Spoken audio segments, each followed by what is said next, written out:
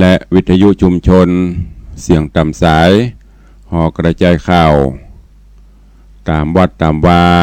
ตามหมู่บ้านต่างๆตลอดจนพี่น้องญาติโยมติดตามรับฟัง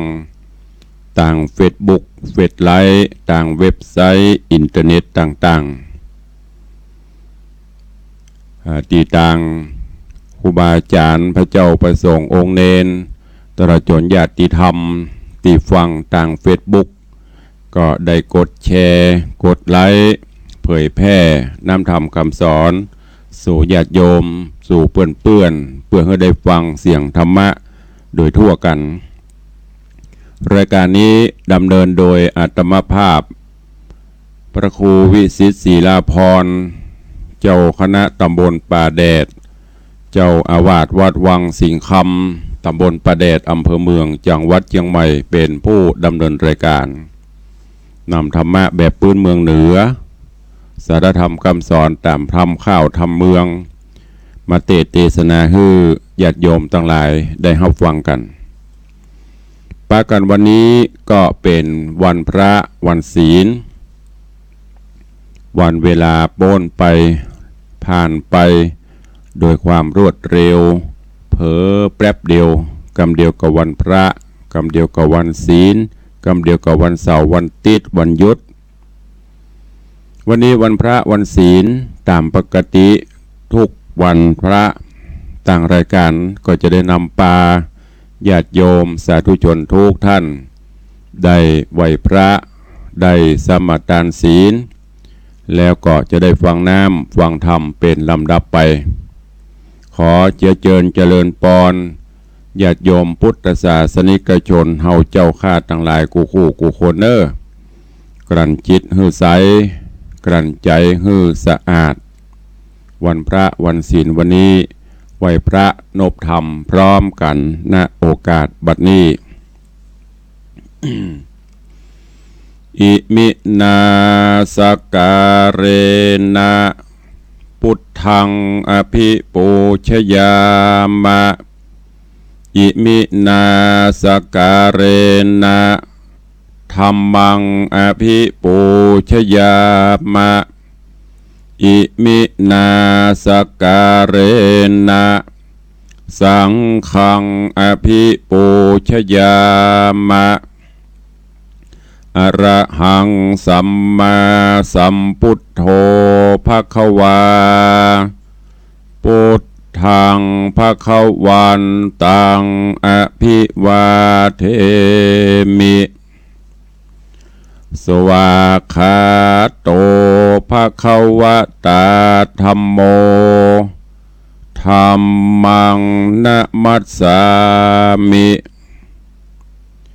สุปฏิปันโนภควโตสาวกสังโฆสังฆังนะมามิ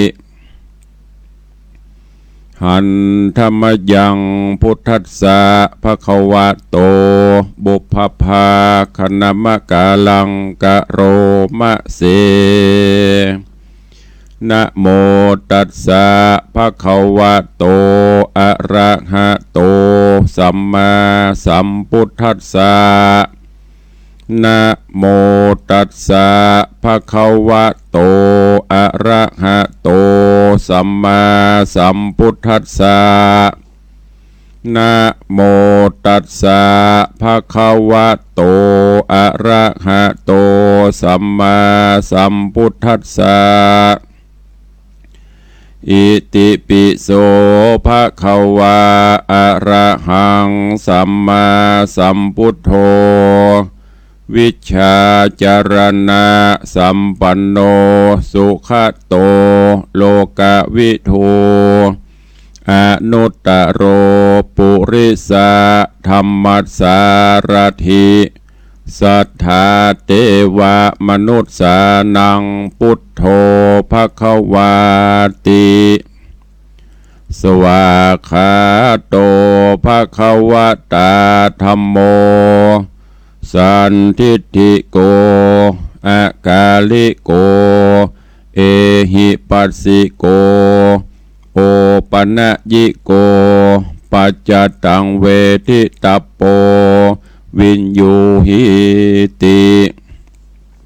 สุปฏิปันโนภควโตสาวกสังโฆอุชุปฏิปันโนภควโตสาวกสังโฆญาญะปฏิปันโนภควโตสาวกสังโฆสามีจิปฏิปันโนภควโตสาวกสังโฆญาทิทางจัตตาริปุริสายุคานิอัฏฐปุริสา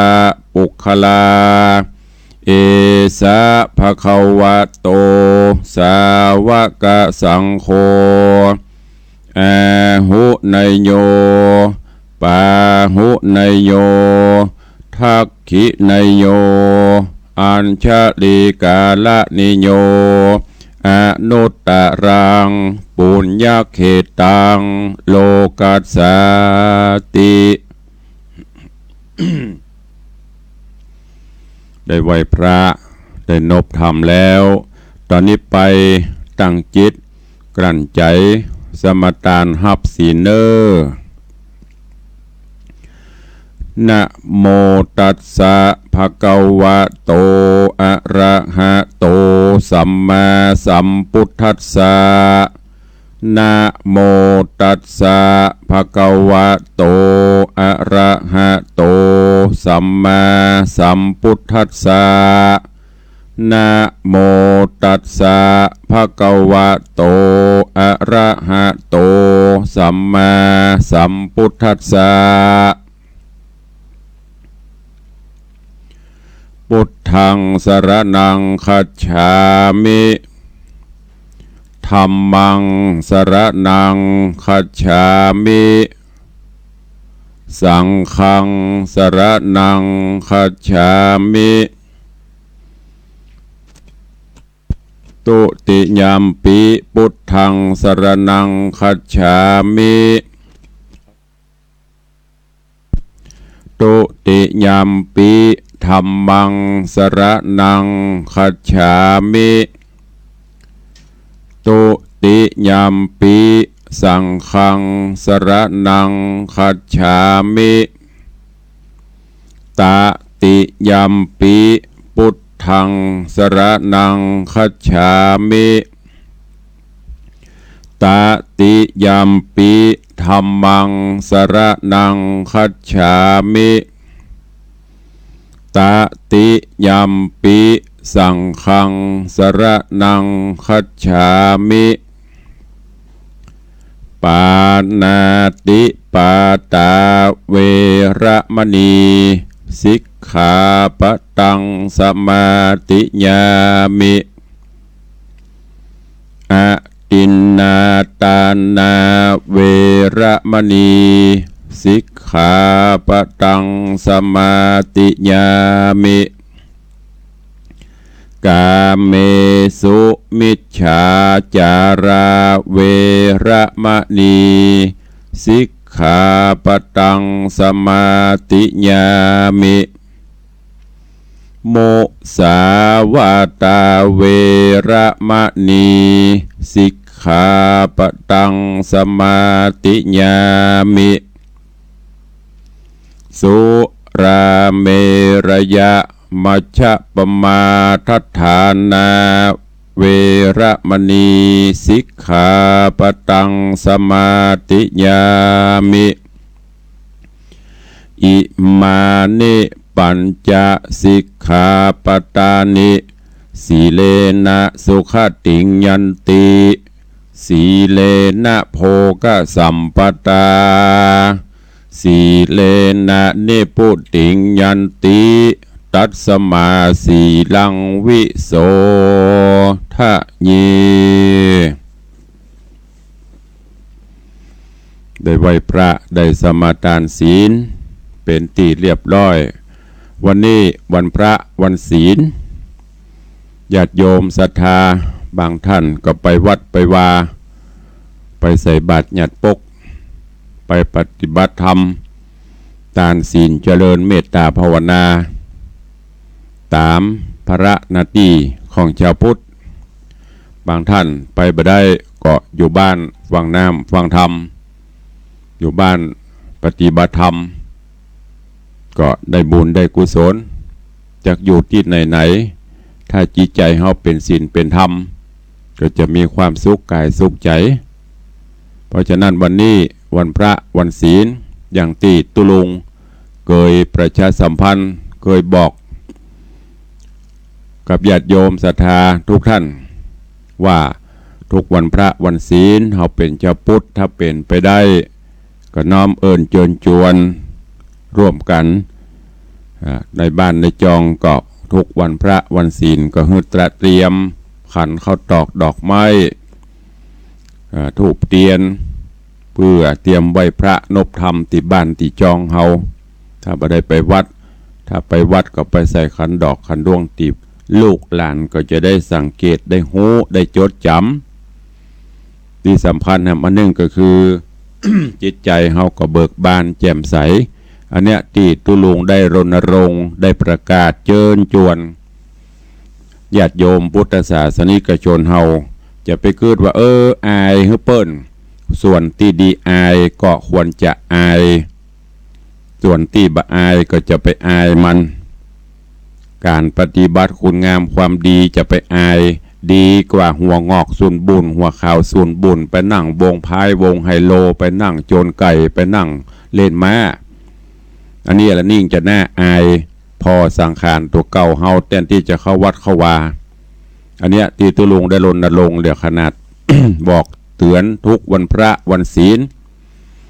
ส่วนมากในเฮาหนุ่งขาวอายเฮเปิ้นนะยังบ่เท่าเตื้อก็จะเท่ามาได้จะรอให้มัน19 ปีก่อนจ้ะฝากไว้ย้ำเตือนไว้เชิญชวนเนอะกับญาติโยมศรัทธาเฮาก็ตุลุงพยายามรณรงค์เชิญชวนอยู่ตลอดทุกวันพระวันศีลเฮาไปที่ไหน ถ้าทั่วราชนาจักรเฮานี่นุ่งขาวห่มขาวกันหมดท่านทั้งหลายลองรับหูรับตานึกพออย่างหนึ่งก็เป็นสิ่งบ่งบอกว่าเมืองไทยเฮาเป็นเมืองพุทธอันนี้เป็นสัญลักษณ์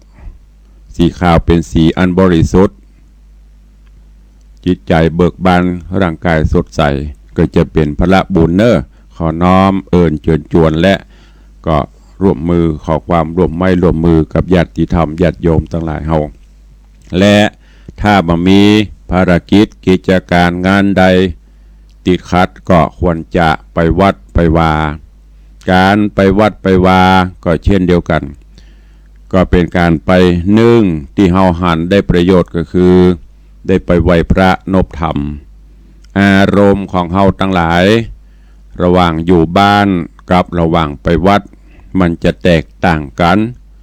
อยู่บ้านเดือกำลังอะระหังสัมมาละอ่อนหล่นไปหล่นมาก็เดียวก็เป็นห่วงจิตเฮามันบ่นิ่งจิตเฮามันบ่นิ่มถ้าเฮามาวัดนี่สถานที่ก็สัพพยะตุเจ้าพระเนนเปิ่นก็ตั้งโต๊ะตั้งเก้าอี้กาปูพรมกาทำความสะอาดเฮาได้นั่งพระประธานองค์ใหญ่องค์หลวงหันแล้วก็ทำให้เกิดปิติชื่นบานแถมอันหนึ่งก็ได้มาพบมาปะญาติธรรมทำให้สุขภาพจิตสุขภาพกายดีขึ้นถึงแม้นจะเป็นเวลาช่วงน้อยนิดจิตเฮานี้เป็นสิ่งที่สำคัญเฮาได้มาพบมาปะกันได้ได้ได้ไหวได้สาโรพุทธเจ้าจิตเฮาเบิกบานแจ่มใสสุขภาพกายเฮาก็จะดีขึ้นแต่ถ้ามันไปบ่ได้อันนี้ก็บ่เป็นหยังบ่ใช่ว่าค่ำเขคือไปวัดถ้าไปได้เมื่อกำลังวังชาเฮายังมีอยู่ก็ไปแก่ตนแก่ตัวมาบางพ่องรองเท่าก่อนเท่าแก่มานั่งก็ลำบากลุกก็โอยนั่งก็โอยเนี่ยมันเป็นไปตามสภาวธรรมเนอะก็ขอฝากฝังไว้กับญาติโยมทั้งหลายวันนี้ก็มาฟังกันต่อแหมสักหน่อยเนาะเวลาก็เว้ย6 โมงเกือบจะเกิงแล้ว เสียงตุลุงก็อาจจะบ่ค่อยเป่งค่อยปล่อยเนอะเพราะว่าใกล้การใกล้งานยังงานเมื่อคืนก็จำวัดดึกเมื่อเจ้าก็ตื่นเจ้าเมื่อวันก็ต้องเตรียมการเตรียมงานสุขภาพก็ไปเรื่อยๆก็ทำให้เสียงอาจจะบ่เป่งบ่ปล่อยเท่าใดวันนี้มาฟังจุ่มปลาหรือว่าจำปา4 ต้นใกล้จะจบละเหลือแฮมผูกปลายบ่ได้ก็จะอวสานขั้นจะรอเดียวโยมก็จะเดือดธรรมะบันไดก็อันเก่าอันนี้เป็นตอนต่อไปตอนใหม่เนอตอนที่45-46ถ้าจำบ่ผิดเชิญทุกท่านเนอตั้งอกตั้งใจฟังธรรมเทศนาปืนเมืองเหนือเรื่องจำปา4 ต้นในตอนต่อไปณโอกาสบัดนี้ นะโมตัสสะภะคะวะโตอะระหะโตสัมมาสัมพุทธัสสะสาธะโวฟังลาโสตุจันนะสัพปุริสะตังลายตั้งยิ่งใจหนุ่มเท่าที่ได้ปากันเล่าทาดาฟังยังรัศธรรมเทศนาจำปา4 ต้นลำดับลำโลนมาแถมแล้วเราขอเชิญศรัทธาหนุ่มเท่าตั้งลายจุงตั้งใจไม้ถ่อมทาดาฟังต่อไปนานี้และนาตามาถังปะกาเซนโตสัทธาอาหาสัทธาสัพปัญโย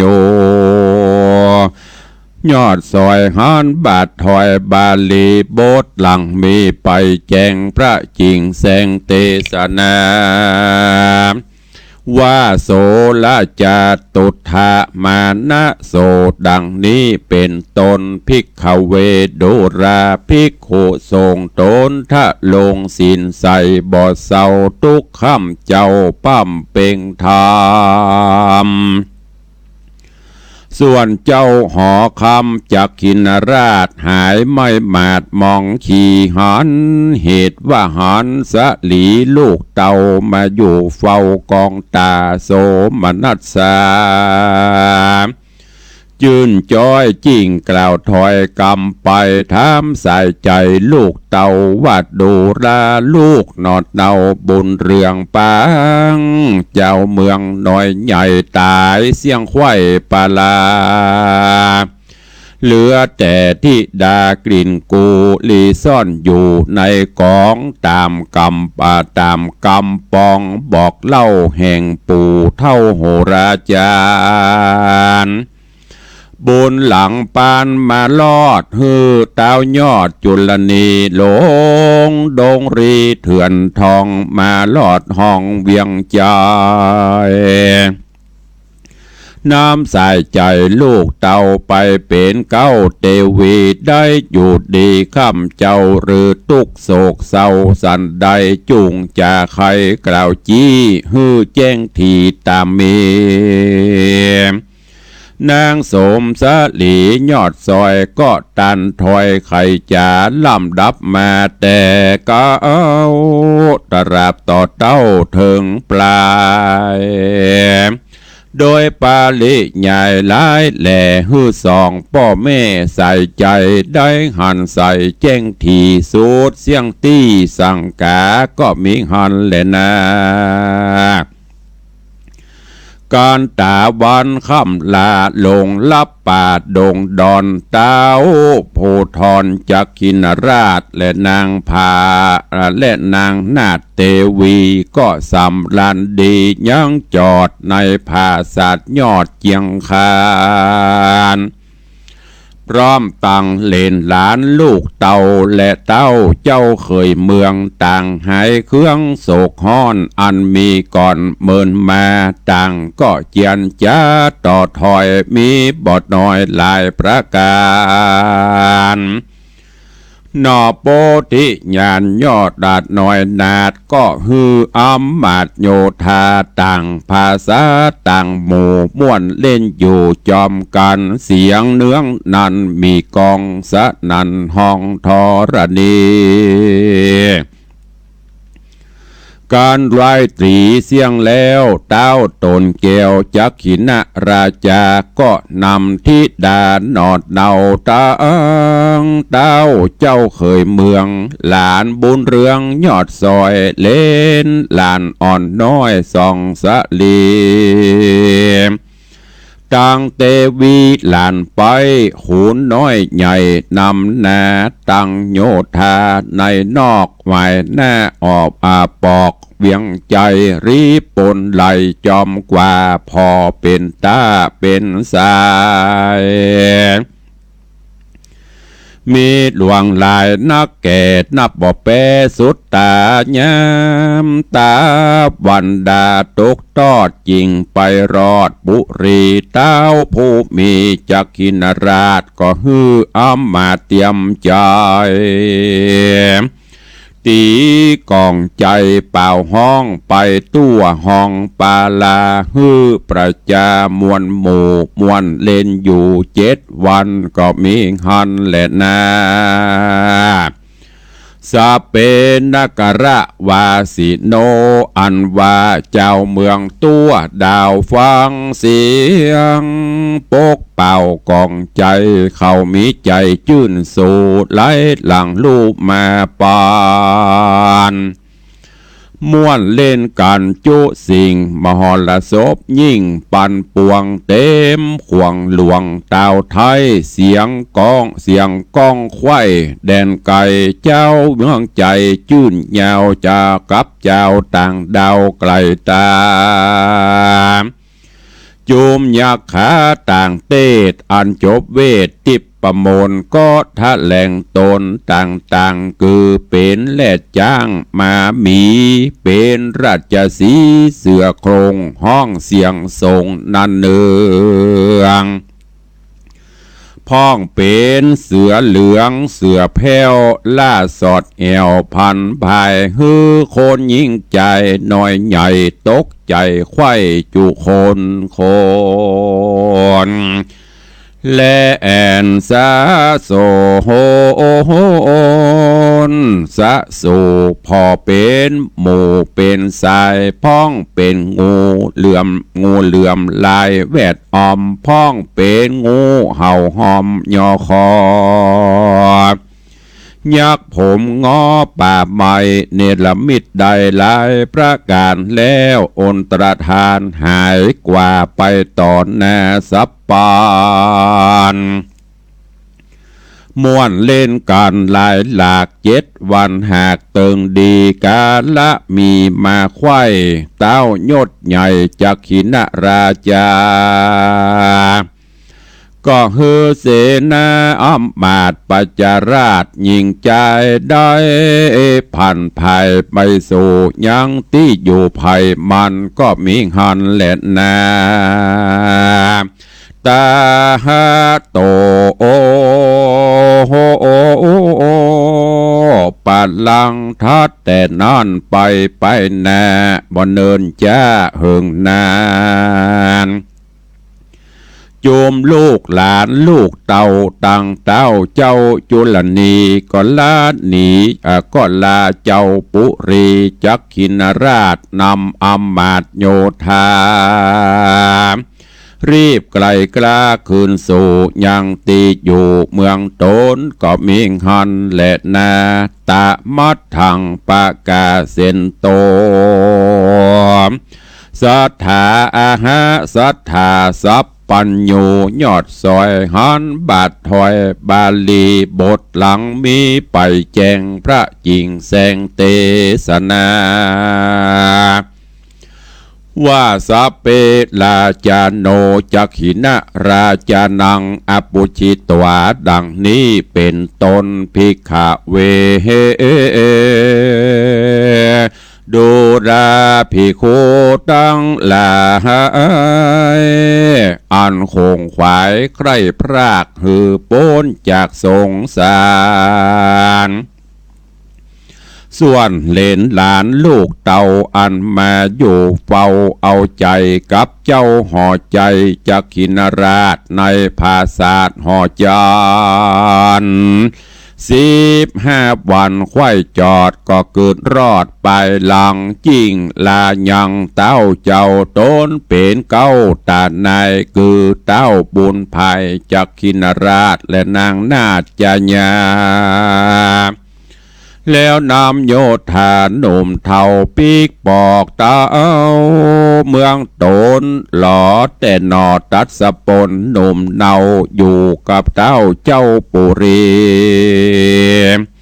คือเต้าจุลนีและนางนาฏจญากับหลานสายตาอ่อนน้อยคือว่าเจ้ายอดซอยสุวรรณไก่ซอนสายผู้ถอนนอดลาก็นำพวกกลาโยธาตั้งเสนาม้วนหมู่ปอกคืนสู่ปัญจลนกรเต้าผู้ถอนเศตราชก็นำยักษ์ห้าวหาดรีปนลาเต้าตนผู้เท่าและน้องเน่าจอมควันแล้วภายพานคืนสู่อย่างที่อยู่สิงหบุรี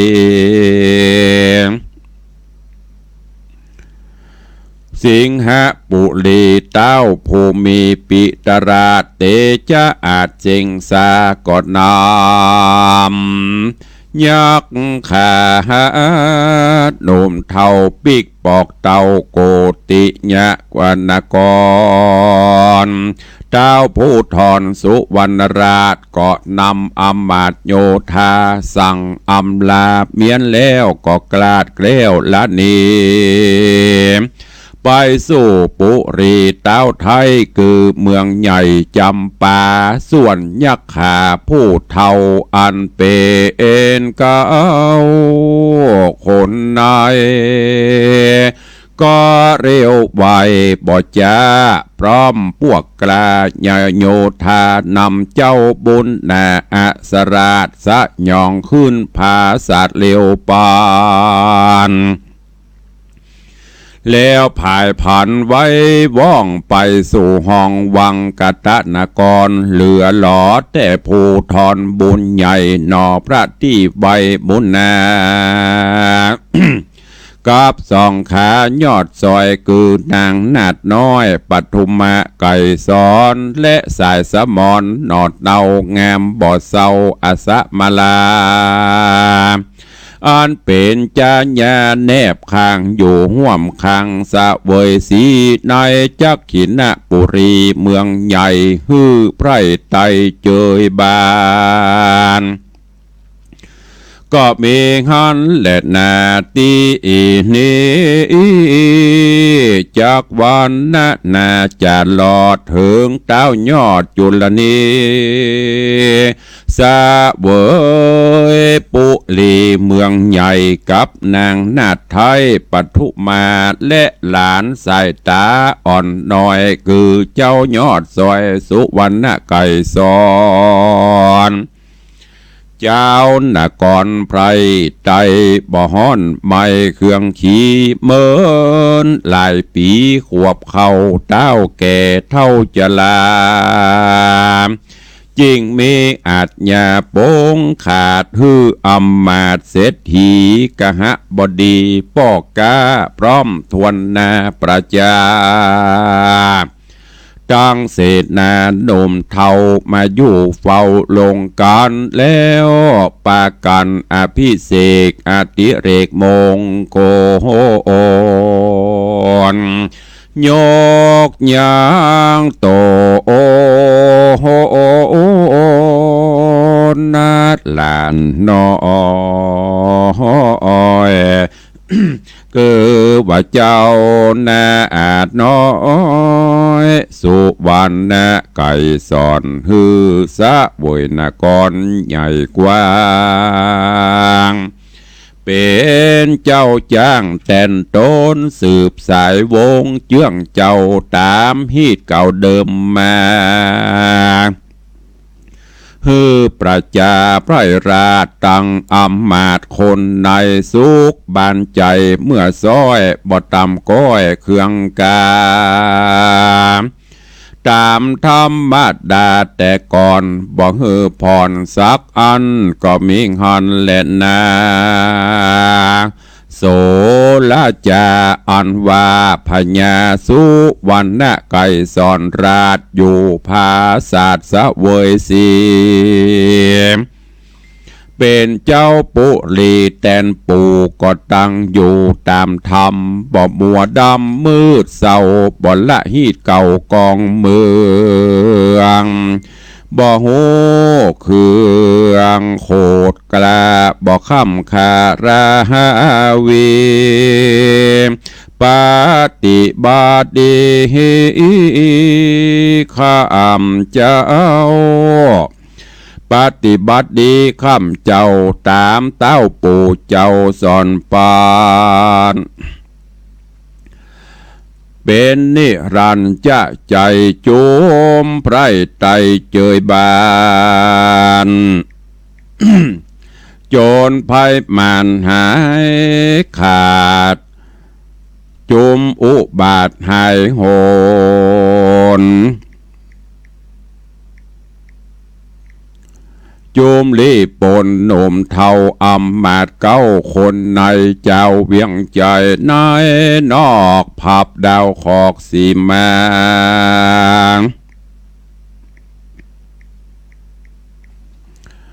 พับดาวขอกสีมาบ่เขืองกาห้อนใหม่สุกบาใจสุกบานไข่ยิงใจลูกไม้ลายเลือนแหล่มีจุแง่ถมทองสัพพะของกินใจมีบ่อไรนำนาสมพัฒนาจุสิ่งเข้าน้ำยิ่งปัจจัยคนไก่คนใกล้ไก่ขึ้นลองแอวเตียวตองขายของพอตามกองละลาดบ่หูขาดนันเนืองดูรุ่งเรืองแต่เล่ายิ่งกว่าเก่าเดิมแม่ก็มีวันนั้นแหละนะนิธิตังขีญาสั่งวันนาวิเศษจากห้องเหตุจำปาสีต้นก็บังกลมสมเร็จสเดช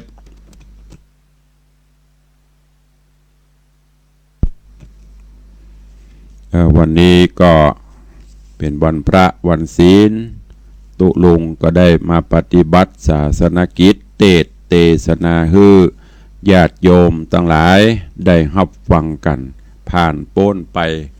ในเรื่องของจำปาสีต้นอันเป็นตอนที่44และเป็นผูกที่24จบปริปุณนังไปเหลือแถมตอนเหลือแถมผูกสุดท้ายผูกที่25ก็จะจบแล้วก็ต้องขออนุญาตให้กับญาติโยมทั้งหลายได้ฟังกัน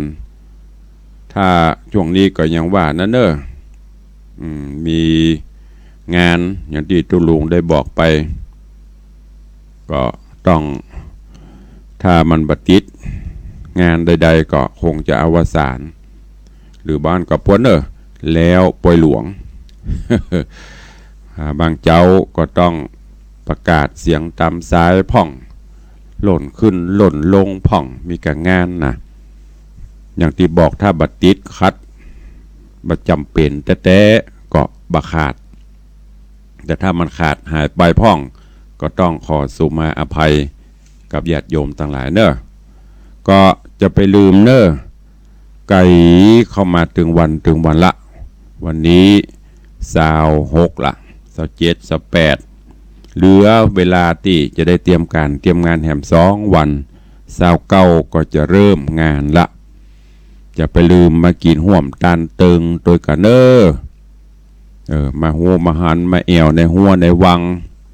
งานปอยหลวงงานใส่ขันดอกประเพณีส่งน้ำพระธาตุ2 งานบวกกันโอ้สถานที่ก็คับแคบ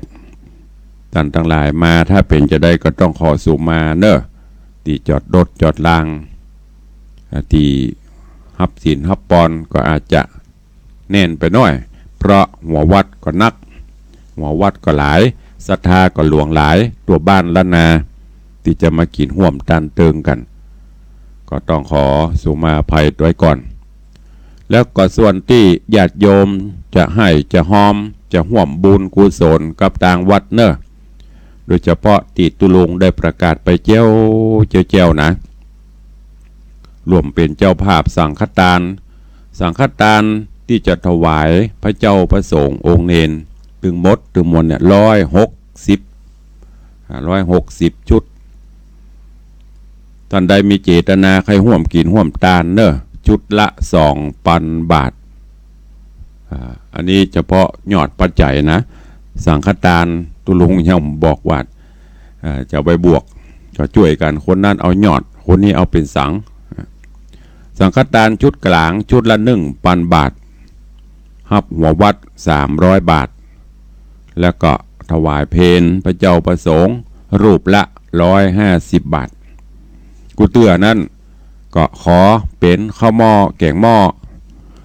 ขอศรัทธาหงตาลเอาขึ้นก็ศรัทธาเขาก็ยุ่งยากเนาะเขามายุ่งยากนี่เรียกว่ายุ่งอย่างนะคือต้องเมาสารบนจัดหงตาลจัดว่ากินขวดตาลตำบ้านตำจองแหมก็เลยเฮาฮือต่างห้างฮือต่างร้านเปิดมาถ้าจะดีอู้กันปรึกษากันอาหารก็จะดีหน่อยมันก็แปลงหน่อยก็ดีว่าตู้เจ้าเฮาเขาหัว80หัว100แต่นะของตู้เจ้าอย่างแปลงอาหารเพนมันก็แล้วแต่เฮาเอาอาหารเพราะนั้นก็แจ้งให้ญาติโยมทั้งหลายเนอะใครจะร่วมบุญกุศลตัวก็อนุโมทนาบุญตะวันนี้ขออนุโมทนาบุญกับโยมพี่ไออุดกาวิละวายอุดปีสายฝนกาวิละพร้อมก็ด้วยครอบครัวลูกหลานคือน้องสุพนัทแล้วก็ห่วมกับปอกกาแม่กาในขายกาดเมืองใหม่กาดต้นพยอมเนอะสายบุญต่างๆที่ได้ร่วมบุญกับไออุดได้ไปบอกบุญตะวาเปิ่นได้นำต้นปัจจัยมาถวายส่วนหนึ่งก็เพราะเนื่องในโอกาสวันเกิดของไออุดตะวาได้ปัจจัยทั้งหมด 16,000 กับ 12 บาท 16,000 กับ 12 บาทก็ขออนุโมทนาบุญตัวอันนี้เปิ้นเอาร่วมสร้างพระเจ้าทองคำเนอะสมทบทุนสร้างพระเจ้าทองคำตุลุงก็ต้องคอยมาแยกนะอันนี้หอมปวยหลวงอันนี้หอมงานสงฆ์นะงานฮับสังกาอันนี้หอมพระเจ้าก็ต้องคอยมาเจ้ามาเนี่ยที่ว่ามันอย่างล้ำเหลือมาเจ้ามาทำภารกิจไหว้พระสวดมนต์เสร็จก็ต้องมานั่งแยกบัญชีเพราะบ่ฮื้อมันมีปัญหาบ่ฮื้อมันมั่วบ่ต้องกลัวบ่ต้องห่วงเนอะมาหอมวัดวังสิงคำบ่ต้องกลัวสูญดินสูญทรายหายไปที่ไหนตุลุงเป็นผู้ที่จะว่าเจ้าระเบียบก็เจ้าระเบียบหน่อยแล้วยิ่งประเดี๋ยวซ้ำยิ่งการเงินการทองมันลำบากแต่ของตุลุงนี่กล้าบอกได้ว่าสามารถตรวจสอบได้ทุกเวลาบัดถ้าว่าวันพุธวันฮือจะมาลักมาตรวจก็ได้สถาปิกปบก็ต้องลงบัญชีปั๊บอันนี้ฝากไว้กับอีป้อยแม่ที่ห่วมบุญกุศลท่านใดจะห่วมก็ดุเอามาห่วมกันห่วมกินห่วมทานก็ได้และตะวันนี้ขอบคุณกับแม่อุ้ยสุขโปธิบ้านพระบาทยังหวีดอำเภอสันปะตองพร้อมลูกหลานได้มาร่วมเป็นเจ้าภาพสังฆทานหัววัดแล้วก็ฮับเลี้ยงเพลแห่ม2 รูปเป็นจำนวน600 บาทป่อตาแม่ฟองบ้านพระบาทยังหวีดก็มาร่วมบุญกุศลด้วยเนอะขอขอบคุณด้วยนอกจากนั้นก็มีคุณโยมกัญญาพักแต่ว่ากัญญาพรก็ลืมไปละอันนี้ก็โยมปุ๊ชื่อเล่นเปิ้นบ้านปะกล้วยเขานี่ก็เป็นเปื่อนกันตีห้ำตีเฮียนเมื่อสมัยเป็นนักเรียน ตอนนี้เปิ้นก็มีการมีงานมีหน้าที่ก็บละบลืมเปื่อนเดียวกันก็ได้มาห่วมวันก่อนนั่นก็เอาน้ำมาตวยได้มาร่วมโมทนาบุญตวยคุณโยมกัญญพักคุณโยมวัชรินทร์แปลงแสงวันนั้นก็มาห่วมสร้างพระเจ้าทองคำตัวแหม1,000 บาทขอขอบคุณอนุโมทนาบุญตัวเนอะใครจะอู้ใครจะเอ่ยใครจะจ๋าสนทนากับตุลุงเข้ามาได้เนอะน้ำเจ้าวันนี้มาล่องไปวัดกันหมดก้าเงียบปิงบินบอย0817836540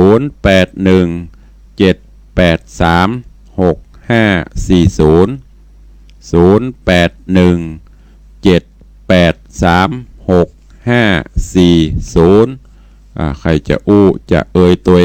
ก็เข้ามาเด้อเหลือเวลาแถมน้อยก็จะโมดเวลาละก็ช่วงนี้วันนี้ก็คงจะมีศรัทธานาบุญมาร่วมเรื่อย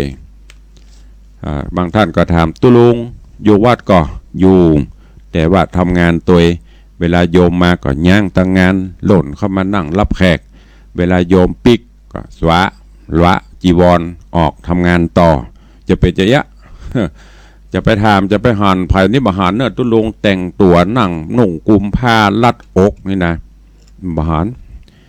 กุมผ้าเป็นระเบียบอยู่ผมเจ็บป่วยตัวแดงกับใจแต่ว่า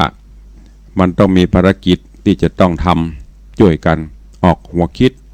ปีหู2น้องหู1คือมันดีที่สุด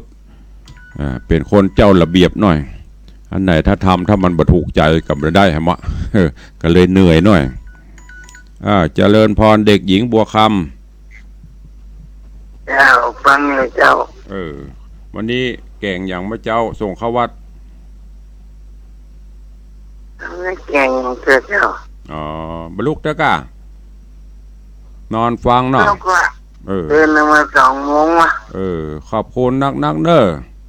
เจ้าตู แม่บัวคำกำปูคามีรักแฟนรายการฟังอยู่ตลอดมันเป็นธรรมดาเนาะตื่นนี่นะปนยิ่งแก่ความเขารับเมินก็ฮะยิ่งแก่ก็ยิ่งตื่นเจ้าตี 1ตี 2นอนบ่รับกันละอันนี้บอกว่าเนอะปนบ่ายอย่างก็ตั้งแต่50ขึ้นไปอันนี้ปนว่ามันนะเขาเป็นอายุหมาอายุหมานั่นจะได้เดี๋ยวจะเอามาเล่าให้ฟังบรรลุนเจริญปอนเด็กหญิงจันคำไปวัดกะแม่ก็ฟังอยู่นะเจ้าอีแม่ตูฟังอยู่แล้วหรอกไปวัดกันวันนี้ไปบ่ไหวคือเจ้าเอ้ยกูเตือไปเมินแล้วหน่อยแย้งพ้องหน่อเจ้าแต่ก่อนนอนวัดเจ้าก็นอนเหมือนกันนะวันนี้มันแก่ตนแก่ตัวไปหยากหน่อยให้ละอ่อนเขาไปนั่นแหละดีละฝึกละอ่อนเขาก็ดิ้งแต่เลยแต่ก่อนแม่ก็ไปนอนวัดอ่ะเข้าสารดีละอยู่บ้านก็ได้ส่งจิตส่งใจหับศีลแล้วเนาะหับศีลกับผ่านตะกี้แล้วเนาะดีละกำนี้หับศีล5 บาทเนอะพุทธะกันทำ10 บาทนะถ้าวันศีลหับศีล5 บาทเนอะขอบคุณเนอะอุ้ยมอนเนอะบุญหาบุญฮักกันวันศีลดีละบุญรักษาเนอะแม่อุ้ยมอนจันคำแสงบุญอายุอานาม80 ปลายละขอแจ้งญาติธรรมเนอะที่เป็นหูจักมักคุณกับแม่ทองอยู่เสตันอันนี้ก็เป็นญาติธรรมรายการเกือบจะกู้สถานีโดยเฉพาะคลื่นตัง96พ่องถ้าฟังแม่ทองอยู่เสตันแต่ว่าเปิ่นโทรมาบอก ตุลุงเดี๋ยวแม่มีเรื่องเสียใจจะแจ้งก็ว่าอย่างแม่ลูกชายแม่เสียลูกชายเปิ่นไปประสบอุบัติเหตุเสียชีวิตศพตั้งที่บ้านอยู่เนี่ยอย่างก็วัดลืมชื่อวัดละ เนี่ยตั้งหนองเพิงเนี่ยวัดอะไรวัดมีวัดท่านว่านไผ่จำได้กริ่งบองกำวัดอุโบสถต่างเข้าวัดอุโบสถหนองเพิงนะบ้านแม่ทองอยู่จะอยู่ในนั่นก็เพื่อแจ้งมาบอกตะวาก็แสดงความเสียใจตัว ก็เป็นธรรมดาการปัดพรากจากกันไปจากวันนี้ก็จากวันหน้าเนาะลูกจากพ่อจากแม่พ่อแม่จากลูกจากเต้ายติพี่น้องจากกันอันเนี้ยพุทธเจ้าพุทธบอกว่าความพลัดพรากจากกันทุกคนจะต้องประสบพบก็ต้องรวดแจ้งฮื้อญาติธรรมเนอะที่หูจักมักกุลกับโยมแม่ทองอยู่เสียตันหรือว่าเสียตั้งเปิ้นลูกเปิ้นได้ประสบอุบัติเหตุเสียชีวิตศพจะเสียบ่ได้หุตวาเปิ้นแจ้งกำละลืมไปละใครจะอู้ตัวตุลงแหมอยู่ตังใดพ่องมี2สายตะกะวันนี้มีแม่บวกคำกับแม่จันคำตะกะวันนี้2คำบวกกับวังสิงคำเป็น3คำเนาะวันศีลวันพระวันนี้มีก็ใครจะอู้ตัวก็เดียวตุลุงก็ต้องล่ำลานำรายการจากไปเพราะก็เดียวก็ต้องขึ้นวิหารต่อเนี่ยสบายนะสบายอย่างตู้วันนะภารกิจมันจะต่อกันไปก็เลยเจริญปอนโยมแม่ประณีนมัสการเจ้าว่าได้วันนี้ฟังอยู่เจ้ารับศีลแล้วดีละโมทนาสาธุเด้อเดี๋ยวจะไปวัดนี่แต่เจ้าเปิ้นส่งน้ำพระธาตุที่ไหนที่บ้านเนี่ยเจ้าวัดแสงสว่างดีละโมทนาบุญตัวเด้อเจ้านมัสการเจ้าแล้วก็ปล่อยหลวงนี่เจ้าปล่อยหลวงจะได้ขึ้นมาอยู่ก่อมากับเจ้าขอบคุณอนุโมทนาเด้อเจ้านมัสการเจ้าโยมแม่ปราณีพยัคฆ์ไคหพลวันนั้นก็มาร่วมบุญกุศลหอมสังหอมน้ำหอมพัตตาหารโมทนาบุญสปะสปันเนี่ยสร้างกล่องบุญฝากกล่องบุญไว้ฝากธนาคารไว้เอาไว้เบิกในภพหน้าเป็นพระเสบียงต่างบุญเฮาฝากไว้เนอะเอาแล้วเนาะวันนี้เวลาหมดสะแลนตะเล่นมาอยู่เจริญปอนแหมสายเนาะเจริญปอนไปสาเช่าตุลุงจากที่ไหนแม่กำปองใช่ไหมแม่กำปองเนาะแม่อ่อนไปวันนั้นนะเจ้าขอบคุณอนุโมทนาบุญเนอร์ติดตามรับฟังเจ้าฟังอยู่เนาะฟังทุกวันสาธุแม่กำปองฟังอยู่ขออนุโมทนาบุญเนอร์เอาละเนาะวันนี้เวลาหมดเวลาขอนำรายการจากญาติโยมศรัทธาไปก่อนขอความสุขสวัสดีอยู่ดีมีสุขเหมือนกันจุตนจุองค์จุผู้จุคนเนอร์กราบขอบพระคุณเมตตาบารมีของท่านผู้อำนวยการทุกสถานีเจ้าหน้าที่ช่างเทคนิคทุกท่านทุกสถานีที่ได้อำนวยความสะดวกเมตตาควบคุมรายการด้วยดีเสมอมาโชคดีมีใจอยู่ดีมีสุขเหมือนกันจุตนจุองค์จุผู้จุคนเนอร์จัตตารโอธรรมาวัฏันติอายุวันโนสุขังภะลัง